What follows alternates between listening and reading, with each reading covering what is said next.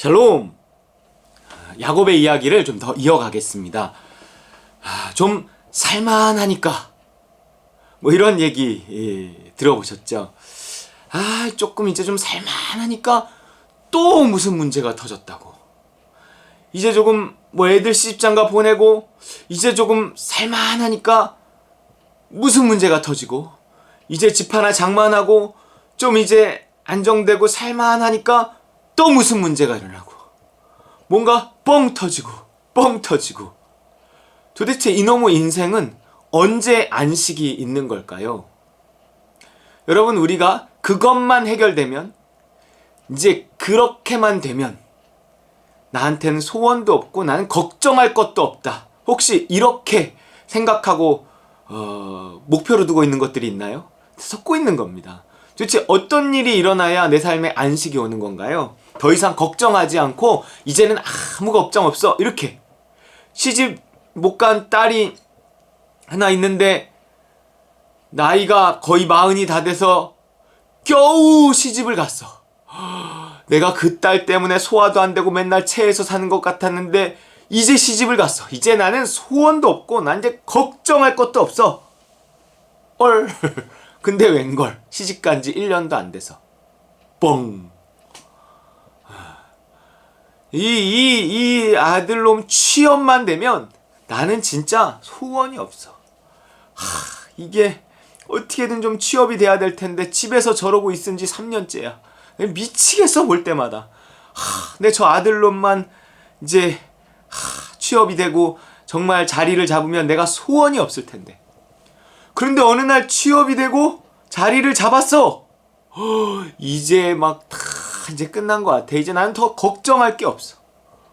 그런데 슬금슬금 이제 저놈을 결혼시켜야 할 일이 생각이 나는데 저놈이 결혼할 생각이 없네. 이야, 이거를 또 어떻게 해야 되냐.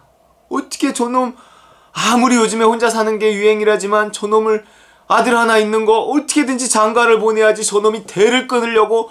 아이고, 이제 어떻게 하나. 여러분, 이게요, 우리 삶에 너무 많더라고요. 그냥 내가 오늘 내 삶에서 안식, 그냥 이 세상에서 일어나는 어떤 문제들을 해결해서 안식을 얻으려면 그런 건 없어요. 이 세상은 끊임없는 문제들, 끊임없는 욕심들, 끊임없는 그 욕심이 만들어낸 목표와 비전, 꿈, 이런 것들이 끊임없이 나를 괴롭힙니다.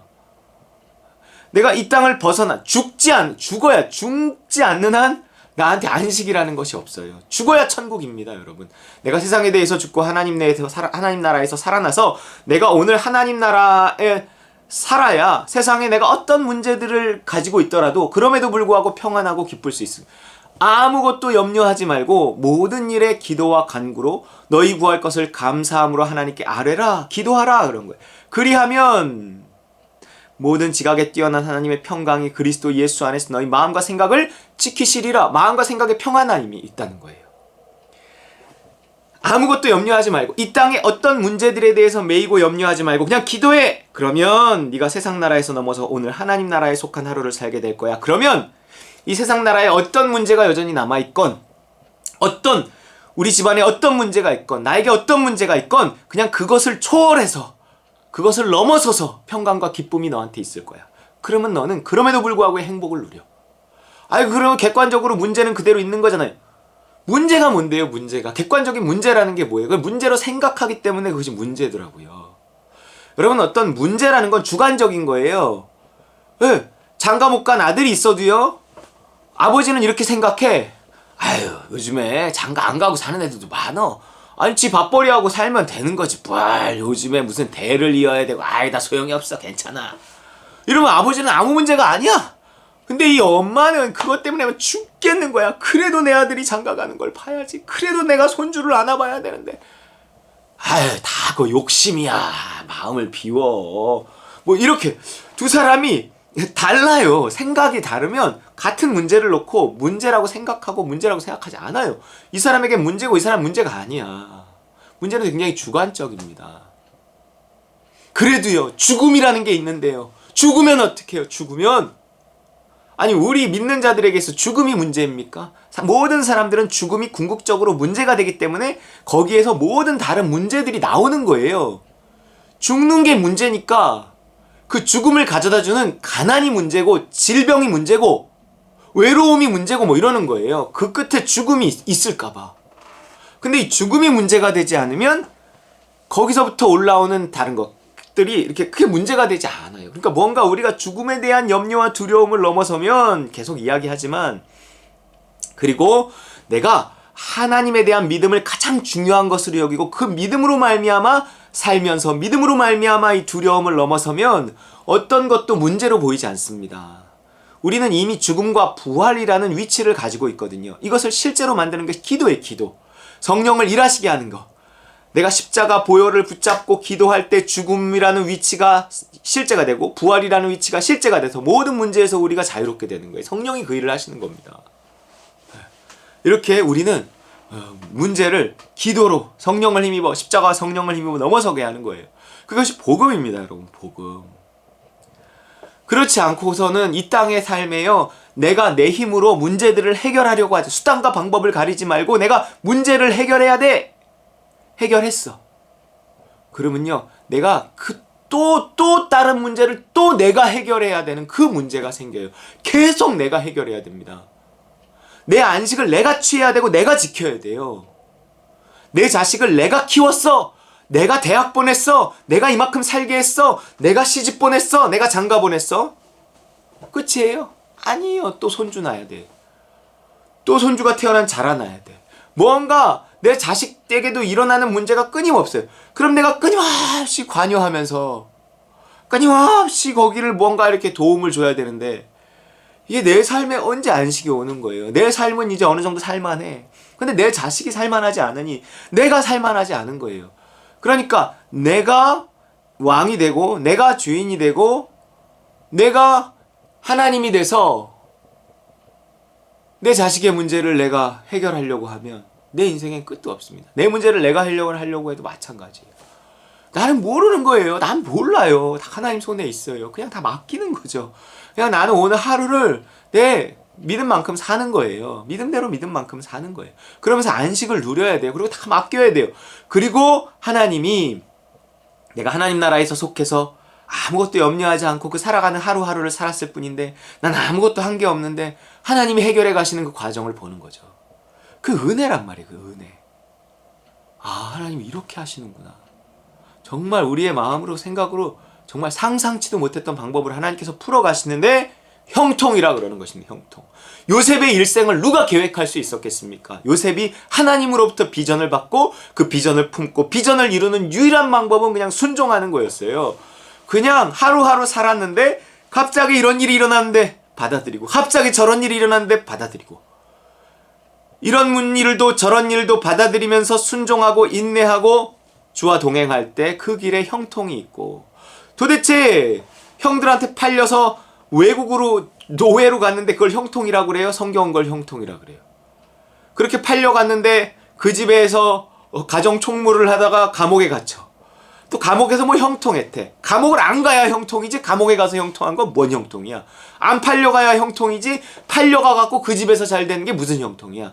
그러나 그 모든 것이 하나님의 뜻이 이루어지는 과정이기에 하나님은 그것을 형통이라 그러는 거예요.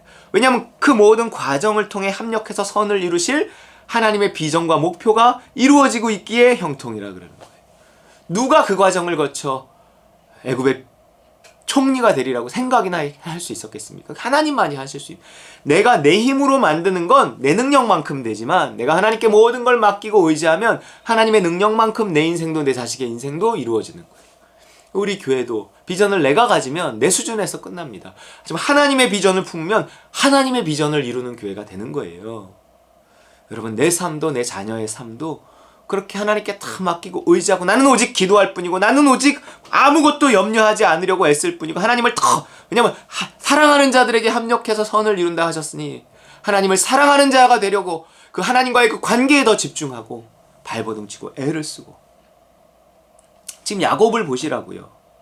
이제 야곱이 뭔가 애를 써서 그 삼촌 라반에게서 벗어나고 우여곡절 끝에 또 형을 만나서 잘 해결을 보고, 그리고 형의 소나기에서 또 살짝 또 벗어나서 창세기 33장 18절 야곱이 밧단 아람에서부터 평안히 가나안 땅 세겜 성읍에 이르러 그 성읍 앞에 장막을 치고 그가 장막을 친 밭을 세겜의 아버지 하몰의 아들들의 손에서 베크시타에 샀으며 거기에 제단을 쌓고 그 이름을 엘렐로의 이스라엘이라 불렀더라. 이제 드디어 야곱의 삶에 안식이 찾아오는구나. 자기 손으로 이룬 안식. 이제 어떻게 될까요? 바벨탑. 평지를 만남에 바벨탑을 쌓았어요. 이제 나는 더 걱정이 없다. 이제 나는 먹고 살 거 다 해결했다. 이제 나는 애들 걱정할 것도 이젠 다 없다. 과연 그럴까요? 여러분, 또 다른 이야기가 바로 다음 절에 펼쳐집니다. 또 다른 문제가 생겨요. 여러분, 우리 삶에 내가 이룬 평안은 절대 내가 지킬 수 없고 하나님이 인정하지도 않으십니다. 정말 하나님 주신 참 평안과 기쁨이 있는 오직 하나님 나라에서만 우리가 안식이 있는 것입니다. 그리고 그 안식은 순종으로 들어가는 거예요. 오늘도 믿음의 순종함으로 하나님 주시는 그 안식, 하나님 주시는 평안, 하나님 주시는 형통, 하나님 주시는 성공 이루어 가시는 우리와 우리 가정에 하나님의 형통이 이루어지는, 우리의 교회에, 우리의 사업장에 하나님의 형통이 이루어지는 저 여러분 되시길 주의 이름으로 축원합니다.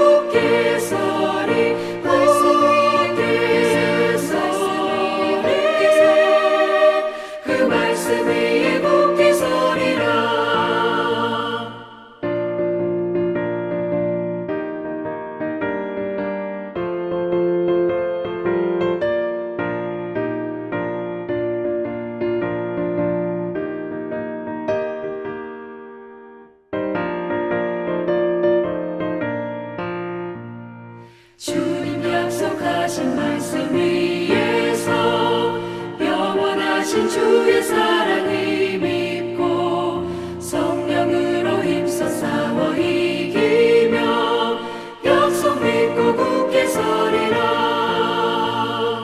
굳게 서리 영원하신 말씀 위에 굳게 서리. 굳게 서리